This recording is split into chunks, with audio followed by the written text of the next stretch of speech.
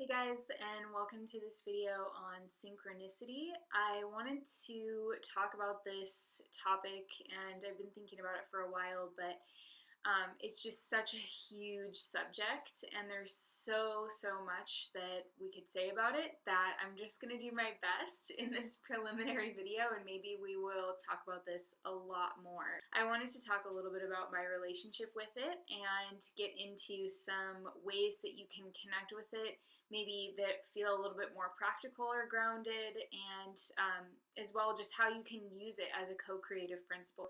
Let's go ahead and get into it. I want to just say really quickly, I am wearing a tank top from Hannah Stone, so I'll put the information for her web shop and free shipping below if you're interested in that. So the topic of synchronicity, I want to explain first kind of where this comes from and what it really means.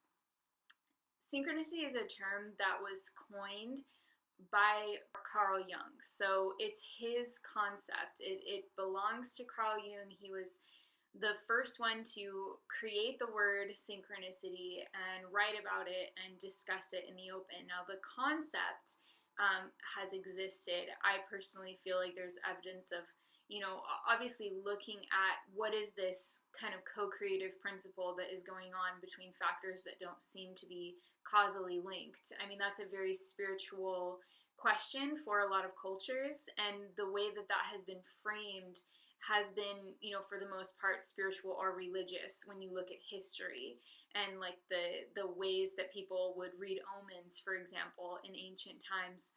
That's all working with the same principle, but the actual word synchronicity and the kind of definition that we have of it in terms of psychology and our sort of modern approach to explaining things scientifically really comes from Carl Jung. And he talked about synchronicity in a couple of ways. He talked about synchronicity being an acausal connecting principle, and he also called it meaningful coincidence. So an acausal connecting principle is really, it's an alternative view for the way that we tend to look at life. We have this fundamental assumption that causality is at the root of everything that happens. And we tend to discount or completely invalidate any kind of concepts that don't fall into the causal linking that we have going on in the back of our mind. Like everything is set into motion by something else. That's something that is very inherent to how we, in the West and in modern times, typically we're just brought up with that assumption. But synchronicity is a force, or it sometimes can be a projection, it sometimes can be an experience that really takes us out of that causal assumption of life, because a synchronicity is basically what happens when you have one thing going on that's making sense in terms of cause and effect. Like, say you're interested in a particular topic, and then suddenly through a totally unrelated means, topics that reinforce that, or the same exact words, the same exact numbers, the same exact themes will be coming to you from all different angles, and they're not caused by the fact that you're studying this one topic. It's that they're not connected in a rational way.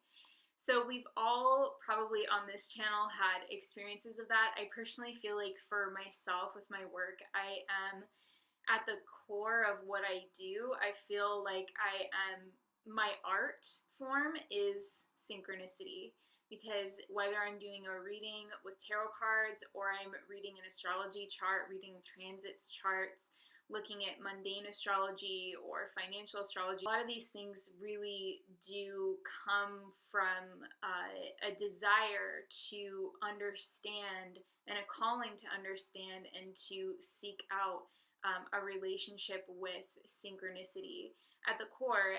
And a lot of these things are also the direct sort of science of synchronicity, if you can call it a science, because I'm specifically setting up the energy. For example, before I do a tarot reading, I'm setting up the energy, I'm setting up my own mental state, I'm setting up kind of my attitude and the environment around myself so that I can create the conditions for synchronicity to happen. The theory is basically that once I set up the conditions really to manifest that synchronicity in a reading, then I kind of surrender, and that's what happens, is synchronicity after synchronicity and after synchronicity, especially in client readings, because a lot of times what will come through in the client readings will not necessarily pertain to anything that I know about the client, firsthand, but I'll see things coming up in the cards that present relevant points, or they prompt intuitions in the back of my mind to say things that don't necessarily relate to what they have told me about their situation or what they've told me about themselves. And that's through synchronicity. It's not just that, it's not just that I'm like super psychic or anything like that. I mean, I feel like there is an element of that, and anybody can develop their psychic ability. Anybody can develop their relationship with their self, which is really their intuition. When you have a strong relationship with yourself, your intuition is typically stronger. Anybody can do that, but there's something about kind of creating the conditions for synchronicity to happen that really will do amazing things. Whatever type of lifestyle that you live, whatever kind of questions that you have, or whatever things you want to learn or know about, it's chances are, if you have any aspect of yourself that is somewhat introverted and reflective, you're probably going to notice synchronicities that happen in your life, and they're going to have some kind of impression on you, because things that happen far exceed what would be expected to happen by chance. So I think that's a really good kind of working definition of synchronicity, is like two events that seem totally disconnected in terms of rationality and reason, that have some kind of thematic connection that goes way beyond what can be expected with chance. And there's actually been studies that have been done on this topic that have proven, in effect, that some kind of force or some kind of thing is going on, because statistically it wouldn't be possible to have some of these occurrences, happening unless there was something else kind of behaving and changing the results in the situation. For example, experiments of J.B. Rhine, which Carl Jung talks about in his book on synchronicity, and I'll also put some information below that you can read about, where you can read about the experiments. But essentially what they had was a pack of 25 cards, which is also interesting that it kind of connects, because I work so much with cards, this experiment in particular really stands out to me. But essentially they had a pack of 25 cards, and each one had one of 5 geometric symbols on it. In this experiment, they had subjects guess effectively which cards would come up when the experimenter would pull a spread. And this is all sounding very familiar. So the experimenter would pull like a spread of the cards, and the subject could not see the cards. Sometimes the subject was in the same room, sometimes they were a couple of rooms away, sometimes they were miles and miles away. Distance did not change the outcome of the probability level of direct hits by the subjects, by the way. So that is also really interesting. But essentially the subjects guessed, like, basically the probability that the subjects guessed correctly was 1 in 250,000. That was the odds of the numbers that they were getting. And the really captivating thing about these experiments, I think, is that you get this sense that as the experimenters were kind of going into the process, the subjects had a sense of optimism or excitement or interest or curiosity. And when that spirit of curiosity or optimism was there in the beginning, they would actually guess even way higher than that 1 in 250,000 chance. These people were guessing 800 times though. And so sometimes, like, after, a period of like the first maybe like 50 guesses or something, they would start to get bored, or they would start to get kind of disappointed or just uninterested in the process. And then their ability to guess the cards accurately, predictably and reliably went down over time. But then if something happened in the course of the experiment where they kind of perked up and became more interested in it again, they would guess more of the cards correctly that they couldn't see, that were not visible to them at all. These chance cards that were actually being shuffled by a machine and then laid out by the experimenter, totally invisible to the subject. So this is just like one study out of, many studies that have been done that can really reliably show that there's something more than just chance going on when you have a synchronicity. And when it means something to you, that is going to be very, very personal. That's going to be something that nobody else can really tell you exactly what a particular synchronicity means. So that would be kind of one of the first things to accept about synchronicities as they happen in your life, is that they may not always have a direct and immediate sense of meaning. Sometimes they do, and sometimes that's reliable, but sometimes you might think it means one thing, and then it actually, as time goes on, it ends up being something else. Or it was just a pattern that had momentum behind it. For example, I personally feel that astrology works this way a lot. I feel that, I feel that there are discernible influences from the stars and from the planets that we see, that has to do with light, and it has to do with etheric light as well, celestial light, not necessarily physical light that we can see, but etheric light. There is a causal aspect to the planetary bodies and the stars, but there's also just a great field of synchronicity with astrology. And one of the examples that I can share just recently from my own life is that I actually dyed my hair black recently. If you are familiar with my channel, you know that. I dyed my hair black when Saturn was stationed to go retrograde at 20 degrees of Capricorn in April. And I didn't mean to do this, but it just happened to be that yesterday, at the time that I'm filming this, it was yesterday that I actually had the black lifted out of my hair to go back to my natural hair color. I just felt like it was time. I wanted to experiment for a while with something different, but I never planned on having black hair forever. It was just something that I felt inspired to try out. And that ended up happening, that I just didn't even mean to, but I changed my hair back to my natural hair color yesterday, which is the day that Saturn today and yesterday is going from his station into being direct.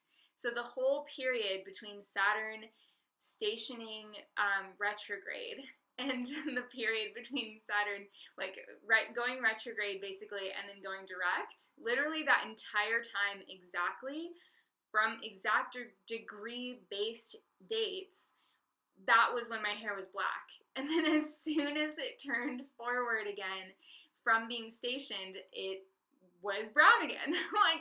I didn't plan that. I didn't mean to do that. It was just something that happened.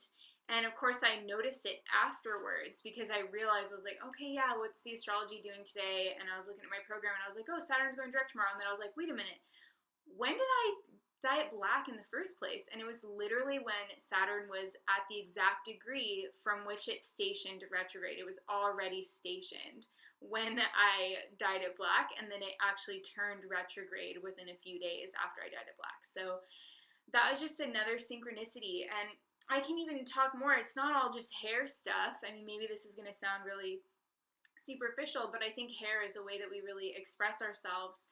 And I also noticed that I actually dyed my hair black once before in my life when Jupiter was in Sagittarius. And Jupiter is in Sagittarius again. This is the first time that Jupiter has been in Sagittarius since the last time that I dyed my hair black, 12 years ago, something like that. So, yeah, it's just fascinating. It's just fascinating, the synchronicities that are afforded to you when you are using astrology for your own personal practice. You can see that astrology is really an acausal connecting factor. in a lot of ways. And we can argue as well that there are some causes that come from the planets, and that there is celestial forces of magnetism and light and celestial etheric light that comes from the stars and comes from the planets. I would never argue that. But I kind of feel like it's both. Like so many things in life, you know, we can look at things one way, and it's true. You know, we can look at it as, okay, this is a complex universe. There are a lot of hidden connections behind the scenes. There are connections. It's almost like soup, you know, like the universe is like soup. You can take a sip of a really complex, really rich, flavored, just delicious broth that has layers and layers of flavors and minerals and vitamins, and it's just, but everything is kind of in there in this sort of congealed, mysterious, kind of soupy, can't separate one thing from the other kind of way. That's how the universe is. Like, I don't see the universe necessarily being this mechanical thing where everything is connected and you can clearly discern one piece from another. There are hidden, kind of mushy, undiscernible connections on some kind of like backward facing interface with reality. And the more intuitively connected we are with ourselves, and the more that we cultivate that deeper relationship with ourselves, the more that we're going to notice and be engaging and be able to engage with this complex universe. So those are just some of my thoughts on the astrology as well, and the the synchronistic acausal connecting factor that astrology represents for us, I feel. And really that has served me well in my professional practice of astrology and in my professional work with clients, and in the work that I do just on a personal level, like research-based historical research that I've been doing into the astrological trends of the past, trying to understand things that contribute or that are signs in the skies that have to do with overall economics and political changes and the founding of, the rising of empires and the falling of empires and stuff. It's just, there's a world of connection and pattern that we can have access to when we understand, and we understand the value, I guess, of synchronicity, and understand the value also of recognizing that which we do not understand and know, because we can't know everything about this system, right? It's very, very complex, and it's also engaging and reactive. So every time you try and probe into it, it sort of responds to that. It responds to you. So your only way of really expanding your ability to work with synchronicity and define it for yourself is personally.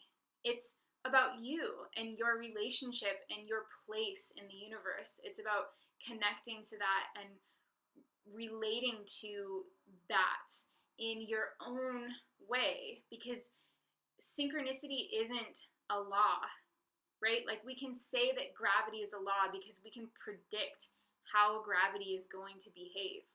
We can use calculations to predict, how these things are going to occur when you're looking at something that we call a law. But synchronicity isn't really a law. It's something that happens that's very discernible, but it's something that you can only experience when you're connected to your own, like, passive principle, your own yin principle, because you can't force it to happen. You can raise, like I was talking about in the study, the J.B. Ryan studies, where when people had more optimism and they had a better attitude and they were fresh-faced at the onset of it and they were excited about, wow, is ESP a real thing? Like, are we able to predict what comes up in these cards? Like, isn't this going to be interesting?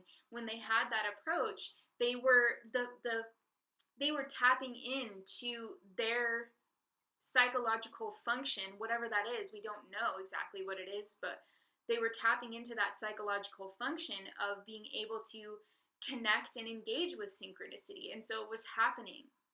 But when you have a lower vibration, or when you're bored, or when you're discontent, when you're not in as good of a place emotionally, then it totally makes sense that the synchronicities are not going to be standing out to you as much, or you may like not be really genuinely not experiencing as many synchronicities. I've noticed in myself that the synchronicities that I draw to me do tend to happen when I'm really taking good care of myself, and when I'm nourishing myself spiritually, and I'm making time for my own spiritual, practice, and really going deep with that.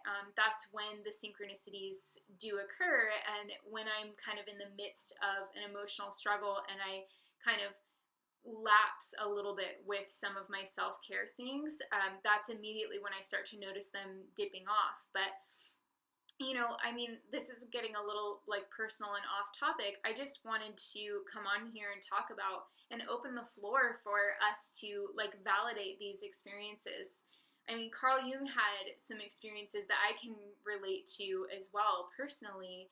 For example, he had an experience where he had bought a tram ticket and a theater ticket during the same day, and they had the same multiple digit number on them, even though they were from completely different businesses.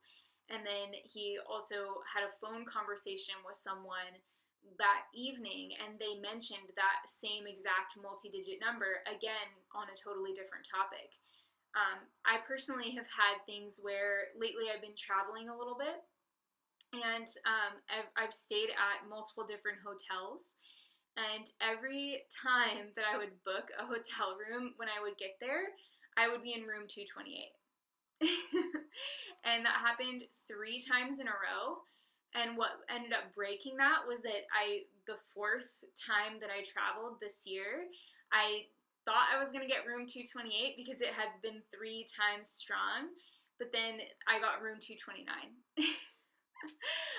So it's crazy, these things, they just happen. And if you don't remember them, like if I didn't think, if I didn't notice that I got room 228 twice, and the reason I noticed it too is that the number 28 has a lot of other significance for me. The number 28 is also relevant in my life in other ways, multiple ways actually. So just seeing that the first time, I was like, oh, 28, that's like a number that's important for me. And then it was like 228 again, 228 again, and then 229. Maybe next time it'll be 230. I don't know. But I just think there's certain things that can kind of take on a pattern, or they take on a life of their own. And I'm not saying that means anything super significant for me, other than maybe it's showing up in my life to show me that I'm on the right path. Or maybe it's just momentum, like a number, having some kind of momentum in your life. I do see 333 pretty often. And I have had that more like increasingly recently as well. There's been different periods though where I've had different combinations of numbers that stand out. And I think the important thing to remember with all of this is that if you are going to engage actively with synchronicity, the first step is to notice it and record it when it happens. So keep a journal, or if you have something, maybe just like a file on your phone if you don't work with a journal. But keep a list of things that stand out to you, especially if they are repeating, because that's definitely going to tell you something over time. And secondly, I would also say don't assume that you know what a particular synchronicity means for you at the time that it's going on. You want to observe synchronicity from an objective perspective, from a perspective of, yes, maybe it gives you an emotional charge. Like for me, when I have an important synchronicity or something that just seems very, very like mind shattering, I'll emotionally respond to it and feel very stimulated, like, wow, my jaw drops basically. And that is a great feeling, but you don't want to take that and then assume that you know exactly what it means. Synchronicity isn't like an active principle. For me, at least, it's more of a passive principle. It's something that I make a decision within myself. Okay, I'm going to pay attention to the way that the universe is communicating with me. But and I can take actions to increase, again, the environment that is conducive to synchronicity, such as what I do when I do a tarot reading. I'll set up the environmental factors and the circumstances in order to create that kind of good conditions by using the deck of 78 cards, by doing a meditation first, by opening myself to be able to even bear witness to some of the very subtle synchronistic messages that may come through. But that, again, all of that work, those are actions I'm taking, but it's action in a very yin way, because it's creating the condition. It's creating the environment. It's not forcing the thing itself, because you can't really force synchronicity to happen. Synchronicity is a conversation between you and the complex universe. And when you're aware of that, it's something that you can cultivate like a deeper consciousness of, but it's not something that is going to change. It's not going to take action for you, I guess, is what I mean. Like, it will present possibly opportunities synchronistically, but you still have to be the one to kind of do the work of your own life experience. You still have to show up, be grounded, be practical, observe things, and find the meaning that you can get, and then move on. It's very mysterious. It's not something that we can completely nail down and say, if you do this, this, and this, you're going to get 5 synchronicities a day, and if you put them all together in a calculation, then they will tell you the meaning of life. It's like a very personal thing. It's a very personal relationship that you will be developing with yourself and with the universe. And it's important, I think, to stay sort of scientific in that approach and observe things, because I find that there are patterns, that life happens in patterns, and that the idea of a repeating pattern is sort of inherent in life itself on this planet. I mean, if you think about it, we ourselves are patterns, because, your mother had you, and then if you have a child, like, they're repeating this human pattern. They're different. Like, you're different from your parents, and your parents are different from your grandparents, but it's a repeating human pattern.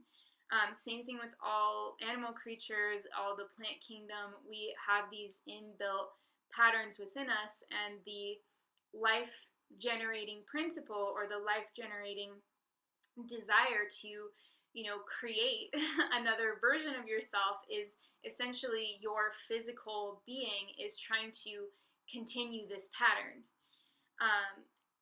So patterns happen whether or not we ascribe a deep meaning to them.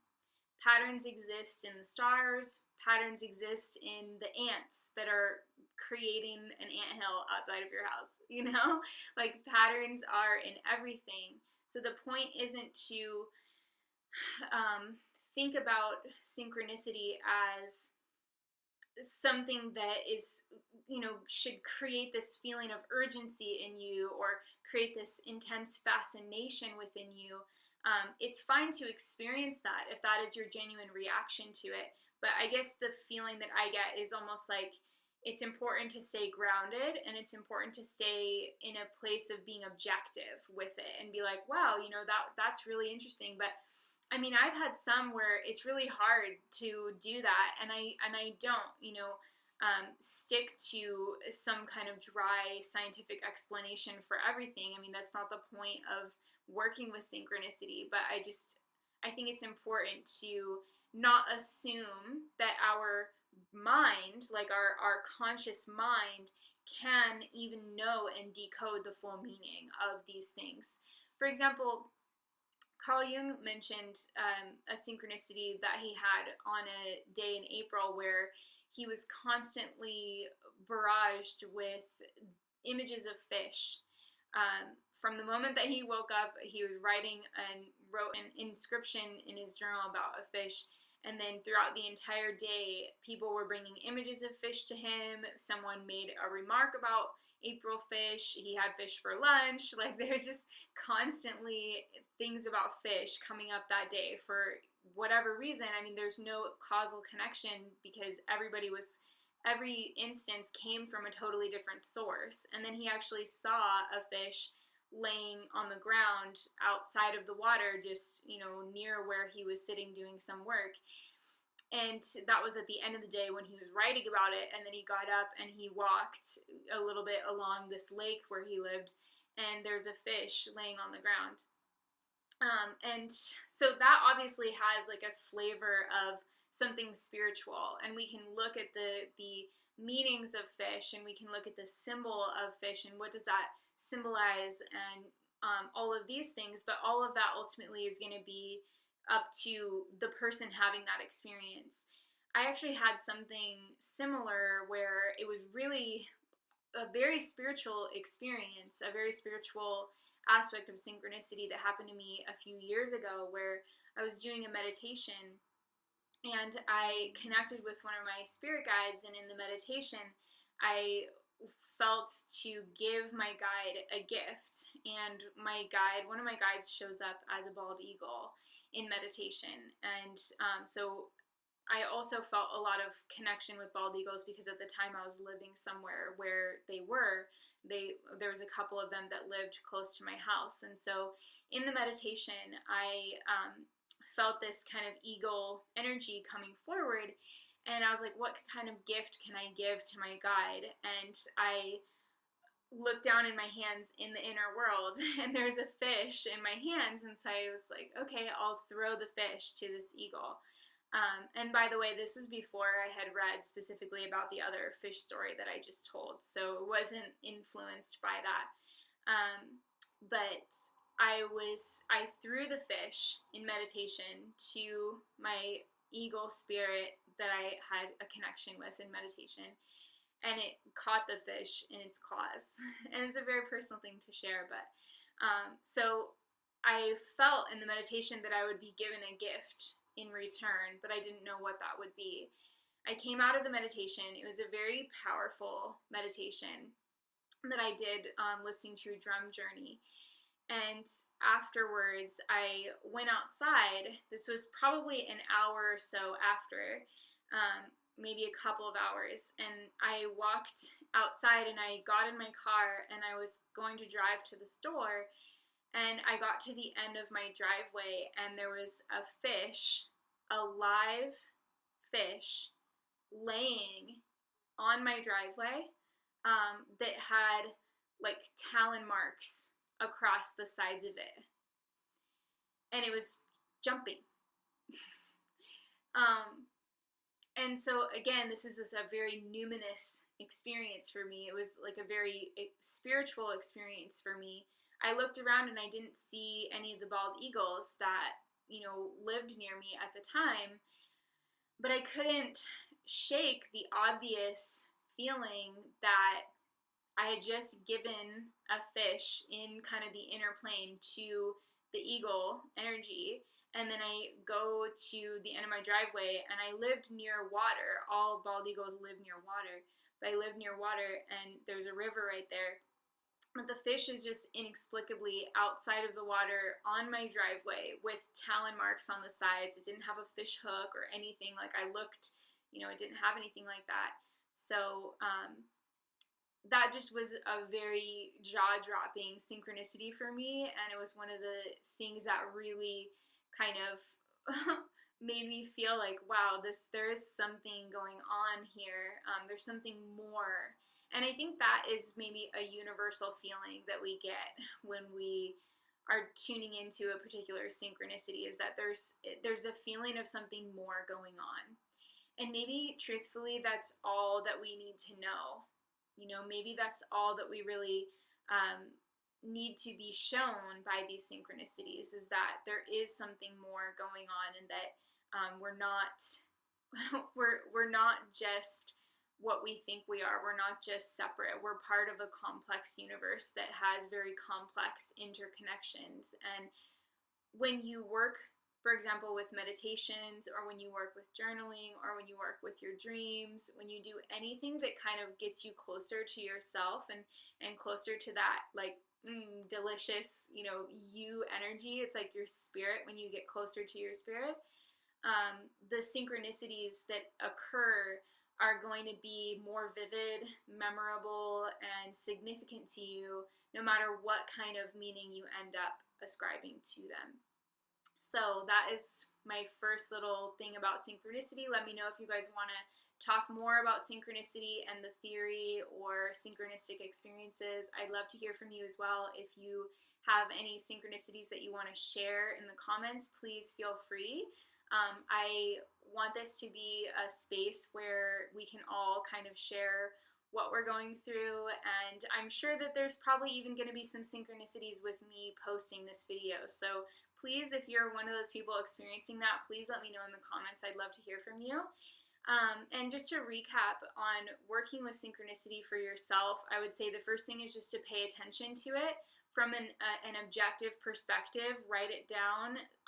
Write down the themes and the repeating patterns that you see and that you notice, and leave space for that meaning to kind of evolve over time. And I think that is the best way that we can work with synchronicity as a co-creative principle, because we are allowing synchronicity to show us. We're allowing the universe to have a conversation with us, and we're not kind of forcing that conversation to mean something that we want it to mean, or that we think it should mean, or that we think is obvious. We're allowing ourselves to enter into a much deeper conversation with our unconscious mind, with our inner self, and also, you know, by default with the universe, because we are inseparable from that kind of complex system. Okay guys, I hope this has been a helpful video for someone out there. I'm sending you so much love. If you're interested in joining Natural Magic School, next month's topic is wand making. I'm super excited to be making some new wands with you guys. So I'll put the information for that below, and I hope you have an amazing rest of your day, and I will talk to you next time. Bye!